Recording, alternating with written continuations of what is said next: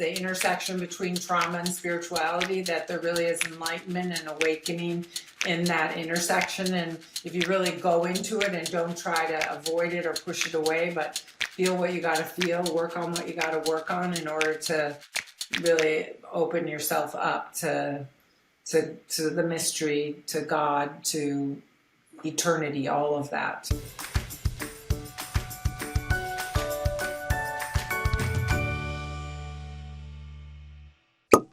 Kristina Amelong is an artist and healer of several modalities. She is the founder and owner of OptimalHealthNetwork.com, a holistic health business, as well as a senior board member for the Center for World Philosophy and Religion, a nonprofit organization dedicated to reweaving the human story that will guide humanity through the current evolutionary crisis.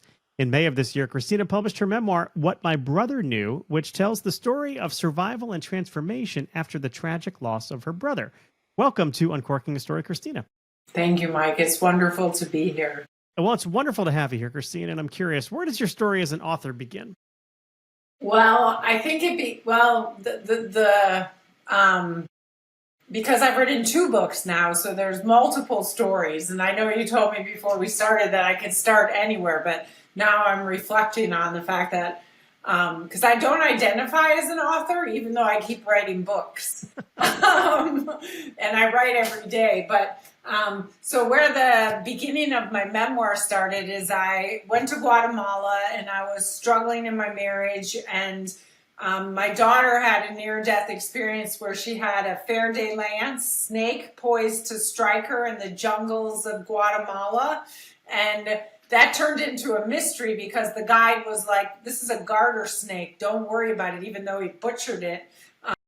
And then I found out from the pictures and the little video I took that indeed it was a venomous, very deadly snake that would have killed her within an hour if she hadn't have gotten the proper anecdotes. And that just got me like on my phone typing on my little notes app.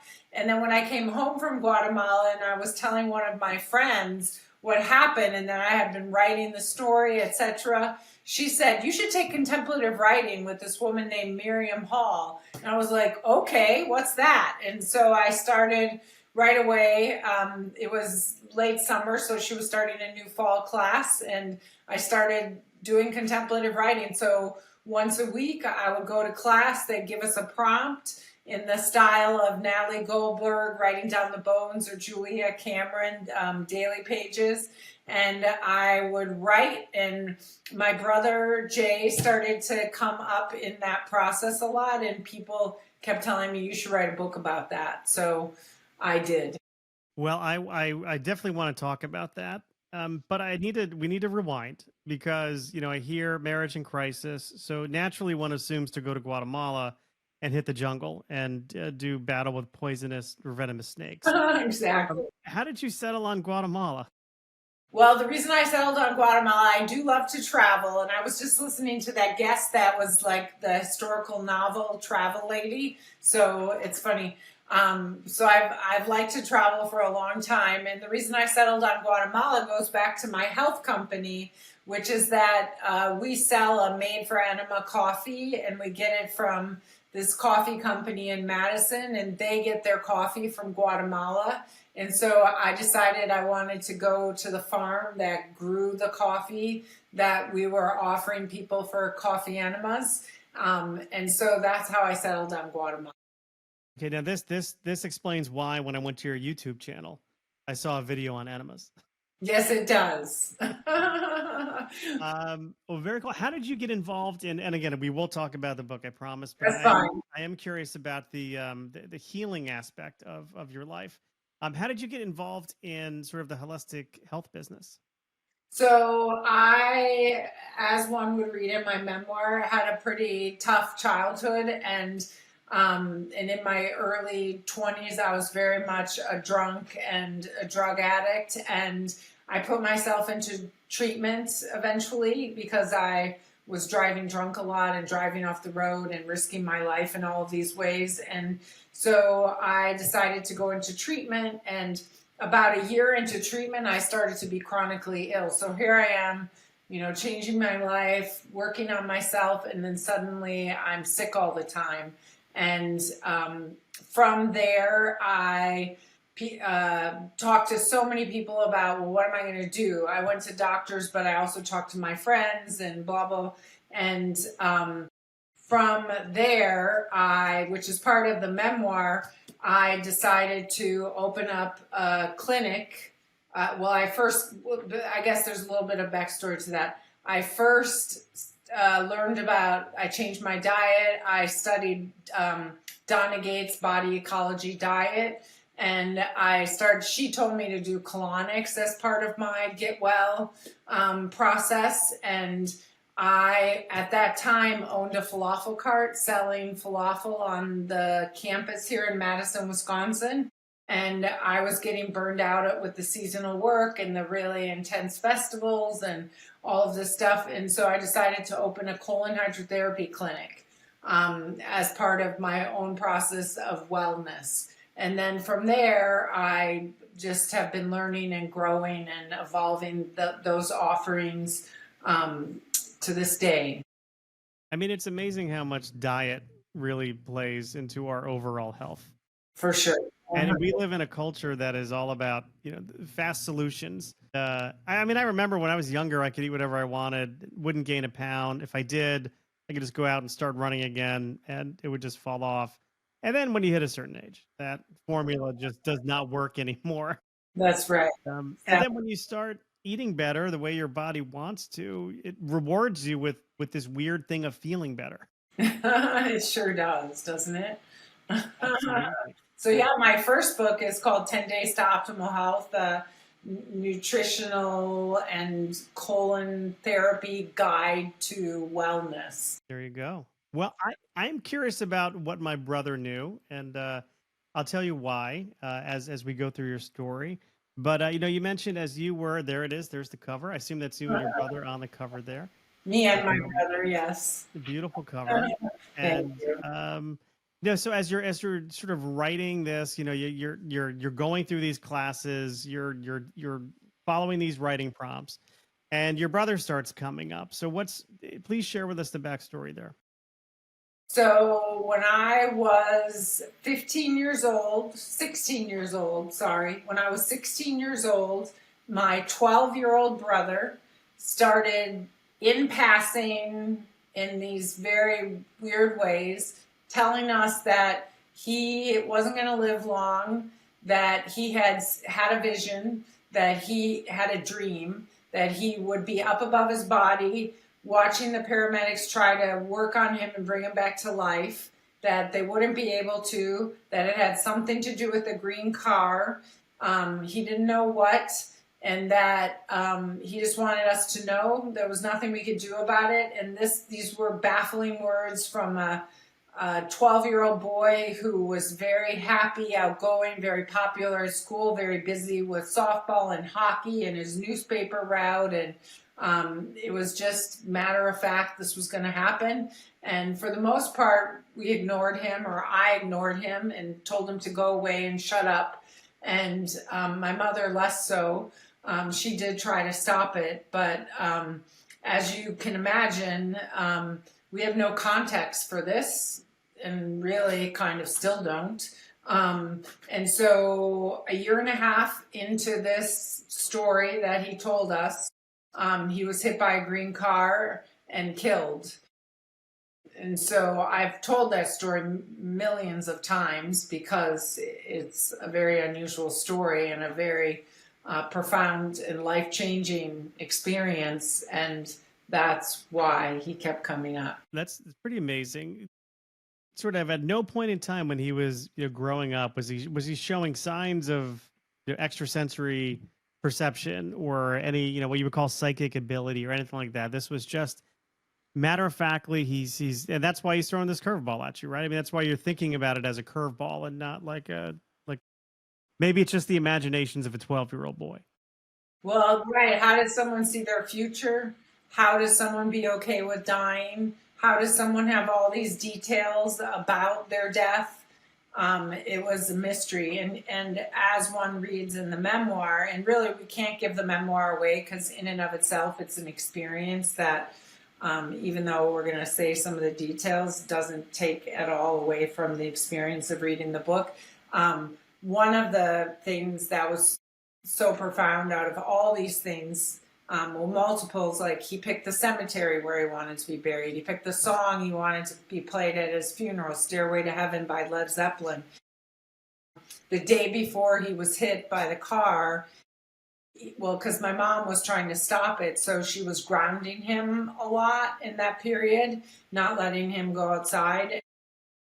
She needed a sprinkler at J.C. Penney's, which was, we lived on the edge of a park, and the park was quite big, and on the other side of the park was this little shopping mall with J.C. Penney, so she needed a sprinkler, and because it was the end of May, and she needed to water her garden, and he's like, I'll go get it, I'll ride my bike. And so he went, she allowed that, and he went to the store and he bought the sprinkler, but he also bought her a rose bush for her birthday. And her birthday is on July 3rd, and this was May 26th. And he said, you know, it's not, I don't think it's going to be much longer. Here's your birthday present. Can you imagine being a mother and dealing with this? Yeah, it's still hard for me to imagine. But he also bought that same little trip to J.C. Penney's. He bought the album Fair Warning by Van Halen. Well, that's my favorite Van Halen album here. Well, and it has that song, you know, Strike That Poor Boy Down. And I really wanted to use more of that in the book, but I'm not allowed because of copyright laws. But yeah, he bought that album and he got to listen to it. They were skipping school and they came home and they got stoned and listened to that album, and then he went out and got killed. Yeah, that's the opening track. That's Mean Streets. Mean Streets, yeah. Yeah. Have you reconciled this at all in terms of like why this may have happened or the greater purpose for this tragedy happening? Well, it's been a guiding light in my life. Once I learned how to get over the tragedy of it, the grief of it, I started very much asking, you know, what's the meaning behind all of this?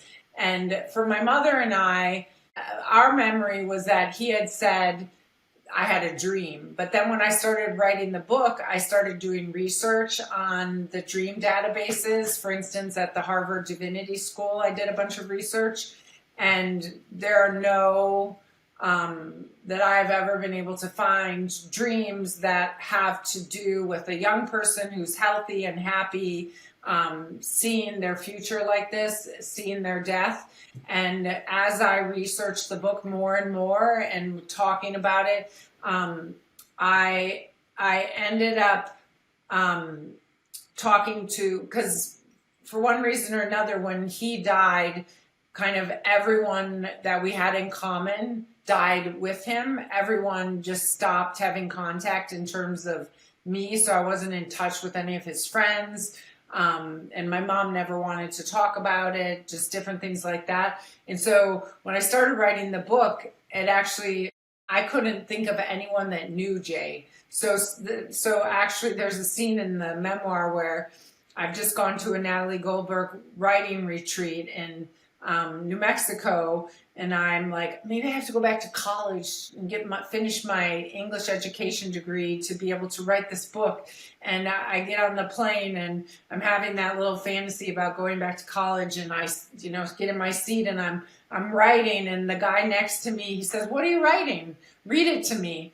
And so I read him this poem, and he says, or not a poem, I'm sorry. I read him a little bit of, well, I did read him the poem, and then I read him an excerpt. He's like, read more, read more. And so I read him an excerpt from the workshop, which was about Jay. And he said, you got to write a book about that. And I was like, I know I want to write a book about that, but I don't know how. He's like, well, who else knew Jay?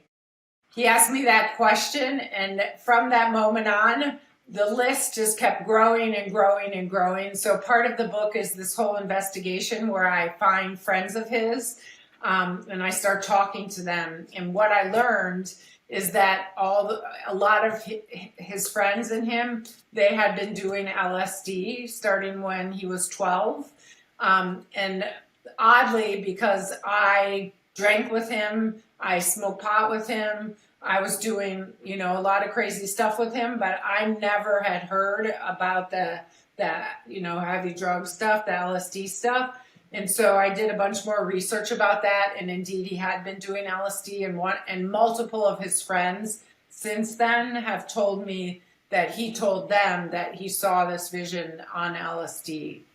Oh, yeah, right. wow. Yeah, that's some heavy stuff. But as much as like this story starts off with your brother's story, really a memoir is about your story. So I'm curious, as you're opening yourself up to vulnerability and writing this down, what did you learn about yourself during this process, and what did you have some hard moments as you're sort of reliving all of this, and just considering how we opened up this conversation with you in Guatemala, you're kind of on a self-destructive path. What did you learn about yourself by and how did you heal by writing this memoir? Those are great questions. And basically, since I put myself into treatment, I've been on a 24/7 healing journey.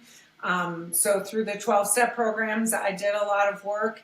And then I also got involved with peer counseling, where you just basically take turns with people and you learn how to listen well and you learn how to cry really hard and rage and all that. So, and then I've gone to a lot of therapy.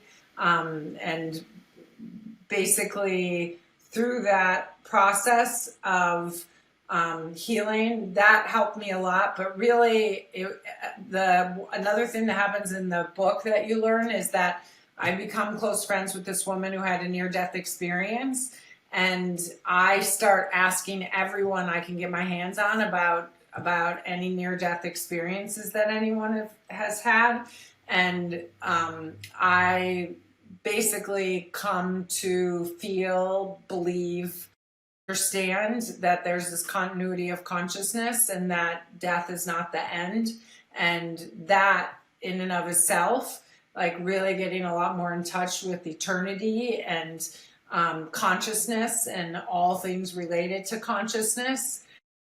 Plus my work with the Center for World Philosophy and Religion, I have a much deeper sense of the big picture, that one lifetime is not the end of the story, and that we live in this great mystery that just is, even though it's painful often and throughout one's life, that well, James Finley, he talks about it as the intersection between trauma and spirituality, that there really is enlightenment and awakening in that intersection. And if you really go into it and don't try to avoid it or push it away, but feel what you got to feel, work on what you got to work on in order to really open yourself up to the mystery, to God, to eternity, all of that. Yeah, I mean, I've come to believe, I lost my brother in a different way than you. Yeah, he passed away of cancer. I mean, we were all taken aback by it because non-smoker, extremely healthy individual, probably ate the cleanest eater I will probably ever meet in my life. And then he gets lung cancer. Within 2.5 years, he's taken from us. During that time, it's like I read everything I could possibly read, I think, on near-death experiences, on the afterlife, on signs. I've got, a few Laura Lynn Jackson books, lying around. And part of you wants to believe that there's something more because you just don't want to accept the fact that, okay, this person is gone forever. And I personally do believe that there is something more. Just the signs that I've seen, since his passing, and just my personal belief system. But this world we live in is not black and white. It's not. It's really not. And the most listened to episode I've ever had on this show was by an author who had a near death experience, and he chronicled it in a memoir. Yeah, I saw that. Yeah, well, that story in and of itself is amazing, but it certainly got me hooked on that topic, and yeah, so many other things, so many. Yeah, it's fascinating. Do you have a little hobby of like finding all the people you can to tell you their near death experience? I haven't gone so far as to intentionally seek them out, but and most of the people who come to me, for this show are represented by publicists. So, but when I see that, they certainly get bumped up on the list of people I'm going to interview. And I know that I'll find some really interesting clips from them, and and help to share their stories. No, but I can't say that I'm seeking them out. But I'll tell you what I am more fascinated by are hospice workers, because their stories of sort of watching people pass away and the phenomenon that happens consistently when people are approaching death, that their end of life dreams and visions, those are the things that really, really fascinate me. Yeah, I completely agree. Like, even though my mother and I had a lot of challenge in our relationship, I just so wanted to be with her through her dying process and with her when she was dying. And I recommend it to everyone. It's such a beautiful healing experience and very mystical. It's extremely mystical. And, I don't know if you noticed this with your mom, or were you with her the moment that she passed? No, she died when I went home to take a shower. That happens. I, Sometimes they do that. They I wait for know. you because they don't want you to be there. But in the case of both my brother and mother, I was the lucky person who was in the room. My sister-in-law was in the cafeteria trying to get something to eat when my brother passed away, and I had stayed with my mom in the hospital. We had all been taking turns sleeping over in the hospital, and this Saturday night into Sunday morning was my turn, and I heard her breathing start to change about 6 o'clock in the morning, and knew that it was imminent. And by the time I was able to call my dad, my sister, and my brother, who were staying just a few miles away, it was too late. She had passed. But the moment it happens, the physical body changes, like not to the point where they're unrecognizable, but something's missing. Something, the essence of that person is gone. And I really do think it's the soul having left the body. It's Um, amazing, isn't it? And they start to turn to stone, it is literally. It, literally, yeah. it's really intense, that transition in just a few seconds, even.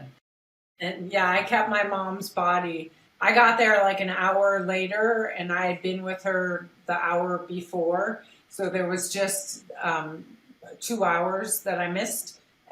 But yes, I kept her at home until for 24 hours, and we bathed her, and I laid next to her and just loved on her. And the feeling of being with a body that has the soul transitioning, there's nothing like it. It's gorgeous and mystical. Yeah, and it's for me, when my brother died, it was really hard. Like, I'm like, why me? And I asked the counselor, I'm like, why me? And then they're like, the advice was, come to see it as a gift. He chose you for a reason. And I like to believe that.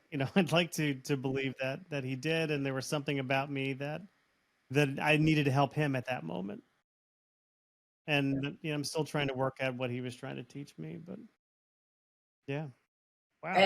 And that's all detailed in your book, The Waiting Room. No, actually, my book is not a memoir. It's a piece of fiction. So I started writing that. The story came to me in like a full download. I was not intending to write a book. Wow. I just finished writing something that my agent and I, an editor, had been going back and forth on for about 6 months. It took me over a year to write. So I'm like 18 months in. The last thing I wanted to do was write another book at this point in time. But this one came to me and I couldn't like stop it. So I just started writing almost in a fever dream. It was almost done through automatic writing. And the first draft came out faster than anything I'd ever written. And I, worked for a long time just editing it and polishing it, and doing all the stuff you have to do after you have a first, second, third draft. Um, but it is a tale of fiction. It is inspired by loss and two very important losses in my life, but it is not a sort of a retelling of that. It's more about me processing key life lessons and telling it through the lens of some fictional characters. Well, I look forward to reading. Yeah, it's available wherever books are sold. But enough about me. Enough about me. So now that this is out there, what's the response been? I mean, how have people taken to this? And memoirs are tricky because, I like to say with fiction, you've got to be vulnerable because you're still leaving part of yourself on the page. But with a memoir, I mean, this is what happened. This is my life. This is what I've processed. So how has response been? Response has been wonderful. Of course, one always wants to sell more books, so please do buy the book and read it and write an Amazon and Goodreads review. But one of the stories that I have to say is that so many people were impacted that knew my brother at that time or lived in Madison. And on August 8th, so it came out actually on his death anniversary, even though I didn't pick that date and the date had been wrong in the book, but the publisher picked that date. So many synchronicities have happened. And it being published on his death date was one of them. But on August 8th, a friend who I'd been in a writing group with told another friend about the book. And that friend happened to know my brother in childhood.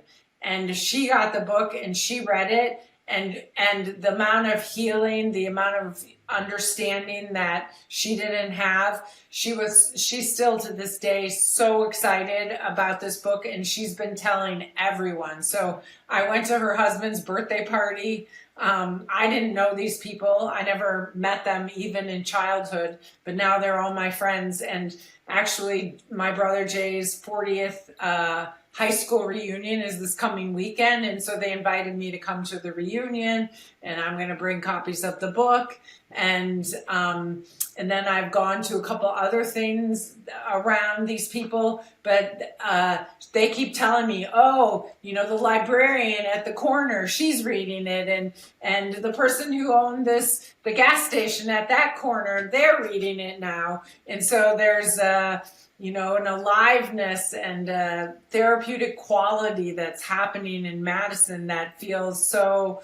I'm just so happy to be participating in the healing of all these people that I had no idea was going to happen. Because, as I said earlier, for much of my life, I just thought me and my mom were like the only people that knew my brother or were impacted by this in a significant way. So now I find hundreds of people that were impacted by this accident, people that lived on the street, people that went to the school, people that were on his hockey team, on his baseball team.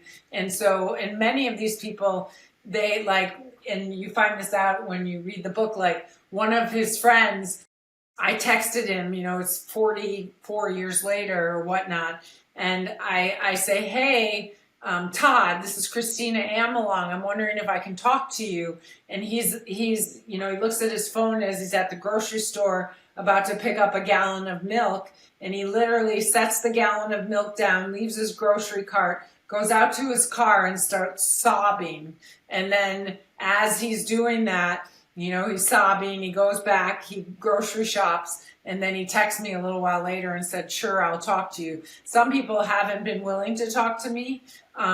Like, for instance, the driver of the car, I interviewed him. That was very painful for him. And sadly, I've never really made inroads with his healing. When I called him up, the thing that he said to me was, I said, this is Kristina Amelong. Do you know who I am? And again, this is 40 years later. And he says, yes, an eye for an eye.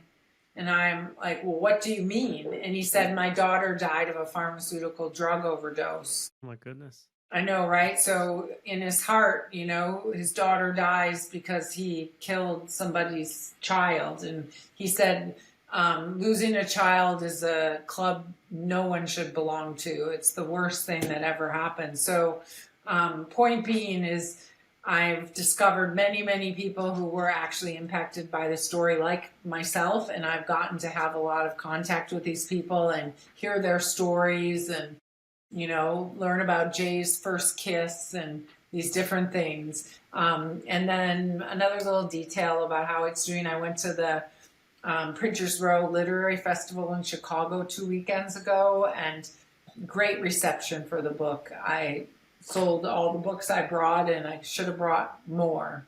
But I did hear you say that you were on 3 Amazon bestseller lists, and I want to know how you did that, and I want to make that happen. Well, bestseller list. Let's see. So it was the Like was the number family one. and grief. Yes. It happened to be the number one selling book in those categories for a period of time. So I have to listen to that podcast again because maybe I have to switch up my categories.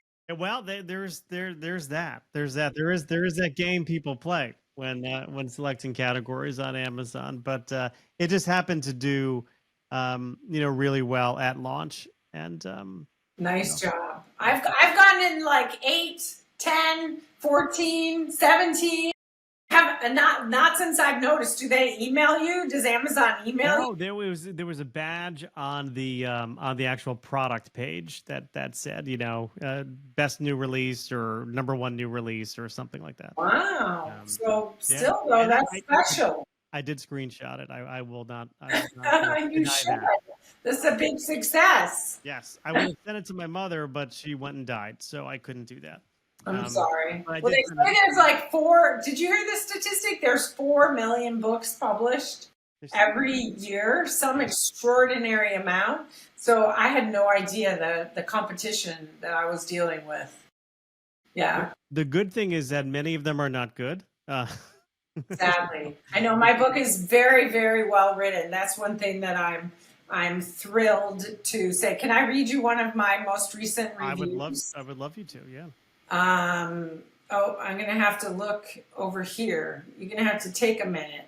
But yes, so I did the contemplative writing thing. So I had so much raw material that came from deep within and was full of nature writing and mysticism and these very intimate details of my life, and then the editing process. And my last editor, he's the creative writing head at the University of Wisconsin-Madison, Ron Kuka. And so he took me to task, and he made sure that my memoir was going to be excellent. And so I must say that I've written an amazingly well-written book, and I want it to be a classic because A, of how well-written it is, and B, just what an unusual story it is, right?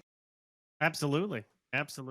So my friend writes, I almost never devour books cover to cover in a few days. And that is a very common thing that people are saying is they get it and they can't put it down and they finish it in a very short amount of time. But I did with What My Brother Knew, a memoir. Having known Kristina Amelong for 36 years, I pre-ordered the moment I knew of the book's existence. It's a deep, profound, life-expanding page-turner of visceral, raw, vulnerable memories. Life and death, sex and drugs, illness and health, friendships and time and beyond time. I experienced decades of her travels, her research findings, personal growth and transformation in a way that gave me the feeling of physically and energetically sensing and seeing the world, life, relationships, family, and nature through her eyes. It's well written, gripping, beautifully visual to the point of being a bit trippy, hallucinatory at times, fifth dimensional reading. Most of all, I was left with the benefit of viewing regular life from a higher spiritual transcendent view over and over in each of the sub-stories braided together here. It left me touched and sensitized to the fleeting, precious nature of life, more grateful for this moment right now. Is a 5-star review right there. Isn't it? I just could read it over and over again. Well deserved, I have no doubt. Thank you. Kristina, do you have a website or are you active on social media? I'd always like to plug where people can find you in our show notes. Thank you. Yes, I have two websites. One is my name, KristinaAmelong.com. That is my author website, which has both the memoir, What My Brother Knew, and the 10 Days to Optimal Health book on it. And then I have my Optimal Health Network website, which is my health website. And that's my Instagram account to Optimal Health Network. And then I have my personal Kristina Amelong Facebook page. And I'm not on, what is it called? X, social, Twitter? I don't know. But whatever yes. they call it now. Meta, I don't know. I will be sure to put links to where people can find you in our show notes, as well as a link to where people can buy the book. And Kristina, I will say thank you so much for stopping by Uncorking a Story and giving me the honor and privilege of uncorking yours.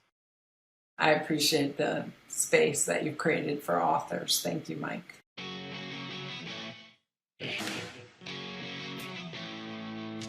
Thanks for listening to Uncorking a Story. If you'd like more information about today's guest or to find out more about Mike, go to uncorkingastory.com. If you enjoyed the show, please subscribe, rate, and review us at Apple Podcasts, Spotify, or wherever you get your podcasts. Tune in every week to hear Mike Carlin uncork a new story.